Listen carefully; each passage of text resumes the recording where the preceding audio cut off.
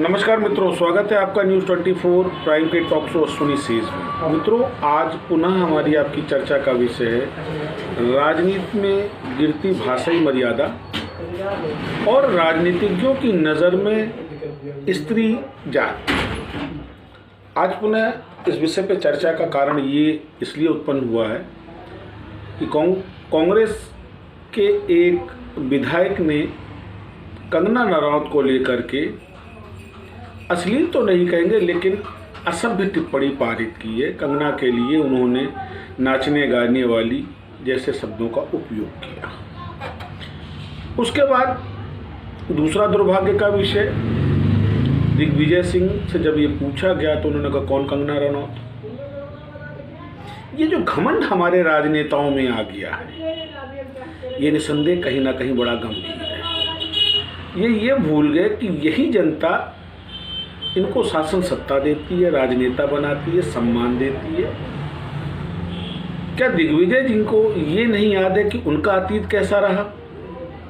आज अगर कोई सामान्य आदमी ये कहे कौन दिग्विजय, तो एक आम आदमी को तो समझा जा सकता है कि वो हर नेता से परिचित नहीं है, परंतु एक नेता जो अपने को बड़ा एक्टिव कहता है और कांग्रेस जैसी पार्टी का वो बड़ा पदाधिकारी, एक प्रदेश का सीएम रहा, और कंगना रनौत ऑलरेडी सुशांत सिंह के टाइम से जिस तरीके से चर्चा का एक विषय रही हैं, जिस तरीके से बीएमसी मैटर को लेकर के कंगना कई दिनों तक हाईलाइट रही हैं, कई मैटरों को लेकर के, और उसके लिए दिग्विजय सिंह का ये बयान कौन कंगना रनौत थोड़ा सा मर्यादित नहीं है।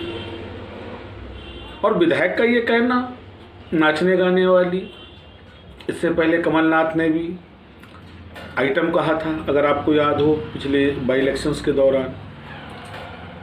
तो ये क्या हो रहा है? क्या इन नेताओं की नज़र में स्त्री जात की यही स्थिति रह गई? इससे पहले कांग्रेस के केंद्रीय मंत्री ने बड़ी अच्छी उपमा दी थी कि ग्रोइंग एज की लेडी और पुरानी शराब क्या तुलना थी, क्या सम्मानित है। ये नेता, ये राजनेता समाज के लिए एक आदर्श प्रस्तुत करते हैं, परंतु जब यही आदर्श उत्पन्न करने वाले लोग अपनी मर्यादाओं का हनन करते हैं, उनकी अवहेलना करते हैं, उनको नज़रअंदाज करते हैं, तो कहीं ना कहीं क्षोभ पैदा होता है। ये क्षोभ इसलिए भी पैदा होता है कि इनके इस तरीके के कमेंट कॉमन पीपल्स को लेकर के आते हैं। और ये दुर्भाग्य है हिंदुस्तान के लोकतंत्र का कि हिंदुस्तान के लोकतंत्र में जिस व्यक्ति को जनता सत्ता सौंपती है, वो व्यक्ति ही उस जनता के हनन और दोहन का जिम्मेदार होने लगता है। 74 साल से यही हो रहा है हिंदुस्तान के लोकतंत्र में। 57 साल कांग्रेस के राज की अगर हम बात करें, या 7 साल होने जा रहे हैं मोदी सरकार के, कॉमन मैन को तो किसी भी पार्टी ने कोई तजरीह ही नहीं दी, इसलिए कि हर पार्टी जानती है ये ग्रांटेड है, ये मर नहीं सकता, क्योंकि इसके ऊपर इतने सामाजिक और पारिवारिक बोझ हैं। इसको जैसे चाहो इसका दोहन करो, इसको नाचने वाला बताओ, गाने वाला बताओ, इसको आइटम बताओ, इसको कुछ भी बताओ। बड़े शर्म की बात है, जहाँ एक तरफ प्लूटो की परिभाषा कहती है it is of the people, by the people, for the people, वहीं हिंदुस्तान के राजनेता इसकी विपरीत परिभाषा को सार्थक करते, it's of the fool, by the fool, for the fools. हम आपको सोचना पड़ेगा कि किस लोकतंत्र का पोषण कर रहे हैं हम। SC ST के लिए तो सरकार बड़ी सख्त है, बिल भी ले आई, तो क्या महिलाओं की सम्मान और उनकी इज्जत के लिए कोई ऐसा बिल नहीं होना चाहिए? ये जब चाहे जिस महिला को जो चाहे सो कह दे। महिलाएं ग्रांटेड है इनके लिए, नाचने वाली बोले, गाने वाली बोले, उसकी तुलना पुरानी शराब से करें, उसको आइटम बोले हैं। आपको याद होगा सुशांत सिंह वाले मामले में जब कंगना रनौत ने हस्तक्षेप किया, तो शिवसेना के एक बड़े नेता ने भी इसी तरीके के कुछ अपशब्दों का प्रयोग किया था इसी कंगना रनौत के लिए। मसला ये नहीं कि कंगना रनौत भाजपा को सपोर्ट करती है या भाजपा की प्रोजेक्टेड है, वो एक महिला है। किसी कमेंट से पहले हमको ये ध्यान रखना चाहिए कि कहीं हमारे कमेंट्स, हमारे डायलॉग उस महिला की अस्मिता को तो कोई नुकसान नहीं पहुंचाते, उसकी स्त्री सुलभ लज्जा को तो कोई नुकसान नहीं पहुंचाते, उसकी डिग्निटी को तो हर्ट नहीं करते। और यदि करते हैं तो सब समाज को स्वीकार नहीं करना चाहिए। उसके बाद मदान्धता की पराकाष्ठा, दिग्विजय सिंह का स्टेटमेंट, कौन कंगना रनौत। दूसरे पर जब उंगली आप उठाते हैं तो आपको हमेशा ये ध्यान रखना चाहिए कि 3 उंगली आपकी तरफ इंगित होती है, जो ये एहसास कराती है कि ये अकेला नहीं, इससे 3 गुने ज़्यादा आप हैं। दिग्विजय जी, आप जैसा एक जिम्मेदार, गंभीर, उम्रदराज, अनुभवी नेता इस तरीके से अगर कमेंट करेगा जिससे कहीं ना कहीं घमंड की बू आती है, और यही घमंड कांग्रेस को लिए डूब रहा है। मैं पुनः शेयर करूं, कांग्रेस को मोदी खत्म नहीं कर रहे, कांग्रेस को भाजपा खत्म नहीं कर रही, कांग्रेस को कांग्रेस के नेता खत्म कर रहे हैं। और इसलिए खत्म कर रहे हैं कि कांग्रेस का नेतृत्व जो है वो अनुभवहीन है। चाहे मामला फारूक अब्दुल्ला का हो, 370 को लेकर जिस तरीके से उन्होंने कमेंट किया था कि हम चीन की मदद से 370 बहाल करेंगे, चाहे मामला महबूबा मुफ्ती का हो, जिस तरीके से उन्होंने कहा था तिरंगा नहीं लहराएंगे, तिरंगा नहीं उठाएंगे,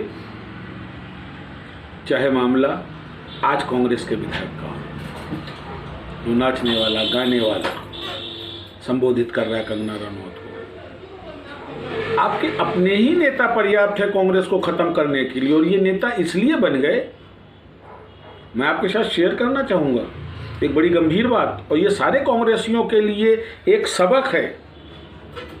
याद करिए मिसेस इंदिरा गांधी का दौर, जिन लोगों को मिसेस गांधी के दौर में 10 जनपद की ड्यूढ़ी नसीब नहीं होती थी, आज वो कांग्रेस को नेतृत्व दे रहे हैं। इससे ज़्यादा पार्टी के लिए दुर्भाग्य क्या होगा। और वो इसलिए नेतृत्व दे रहे हैं कि कांग्रेस का वर्तमान नेतृत्व जो है वो असक्षम है। योगेंद्र यादव ये राहुल गांधी के राजनीतिक गुरु हैं, ऐसी चर्चाएं मैंने सुनी है। वो योगेंद्र यादव जिसका आज तक अपना कोई आधार नहीं, वो योगेंद्र यादव जो हमेशा लेफ्ट की थॉट रखता है, लेफ्ट की बात करता है, और वो भी वो लेफ्ट जिसके पास राइट का कोई पैरेलल सब्स्टिट्यूट नहीं। तो उस योगेंद्र यादव का छात्र कैसा होगा इसका कोई भी अनुमान लगा सकता है। जबकि कांग्रेस में आज भी वरिष्ठ नेतृत्व की कमी नहीं है, लेकिन जो कांग्रेस की एक सो कॉल्ड सीनियरिटी क्राइटेरिया है और जिस तरीके से उसको अवॉइड किया जाता है, अगर आपको याद हो तो वो दृश्य याद करिए जिसमें 82 साल के मोतीलाल बोरा राहुल गांधी के चरण स्पर्श कर रहे हैं। क्या संदेश दे रहे थे बोरा जी? कम से कम बोरा जी को इस मान का मान रखना चाहिए था, और उससे ज़्यादा ये जिम्मेदारी राहुल गांधी की बनती थी कि एक 82 साल का बुजुर्ग एक 48-45 साल के नवयुवक के पैर छू रहा है, और वो नवयुवक छुआ रहा है। इससे ज़्यादा शर्मनाक कोई दृश्य नहीं हो सकता है। और इसी का प्रत्यक्ष फायदा उठा रही है भारतीय जनता पार्टी, मोदी सरकार। इतने विरोध के बाद, हालांकि मोदी सरकार भी मदान्धता से काम कर रही है। आज ही मैं सोशल मीडिया में एक ट्रोल देख रहा था कि जब भाजपा विपक्ष में थी तो मोदी जी का एक स्टेटमेंट था कि पेट्रो प्रोडक्ट्स में बढ़ते हुए मूल्य सरकार की असफलता की निशानी है। वो आज जब वो शासन में है और पेट्रो प्रोडक्ट के मूल्य अपने शिखरतम ऊंचाइयों पर है, सोचना चाहिए कथनी और करनी का अंतर कम से कम भाजपा जैसी एक सुसंस्कृत, मर्यादित विचारधारा वाली पार्टी से अपेक्षित नहीं है। याद करिए 2012 से 14 का वो रिजीम ₹2 ₹5 सिलेंडर में वृद्धि होती थी तो यही भाजपा के कार्यकर्ता इस तरीके से विरोध में सड़कों पर आ जाते थे और आज 50-50 रुपये सिलेंडर बढ़ रहा है। मोदी जी ने स्वयं स्वीकारा 4-5 दिन पूर्व कि हाँ बढ़ोतरी हो रही है, मध्यम वर्ग पर बोझ पड़ रहा है, पर उसको कम करने के लिए मोदी जी के पास कोई नीयत नहीं है। क्यों? नीति बनाने वाले वो लोग हैं जिनको मध्यम वर्ग की जिंदगी का अनुभव ही नहीं है, और जो मध्यम वर्ग के वोटों पर चुन करके शासन सत्ता में जाता है वो इस मिजाज का हो जाता है कि वो नाचने गाने वालों को देखने लगता है, वो आइटम ढूंढने लगता है। तो मित्रों, अभी भी समय है भारत की आम जनता के लिए, उसको सोचना पड़ेगा कि जिस आदमी को वो वोट दे रहे हैं क्या वो मर्यादाओं की परिभाषा जानता है, क्या वो संस्कारी है, क्या वो पारिवारिक है, क्या वो सामाजिक है। क्योंकि कई उदाहरण पिछले 1 दशक में ऐसे आए हैं जिसने राजनीति के गिरते चरित्र को उजागर किया है। आज का ये स्टेटमेंट एक निंदनीय है, महिला सम्मान को प्रभावित करने वाला है और सब समाज को इसको स्वीकार नहीं करना चाहिए। हम आप ऐसे ही चर्चा जारी रखेंगे इन बेवाक विषयों पर। आप हमारा चैनल सब्सक्राइब करें और हमको लाइक करें। नमस्कार।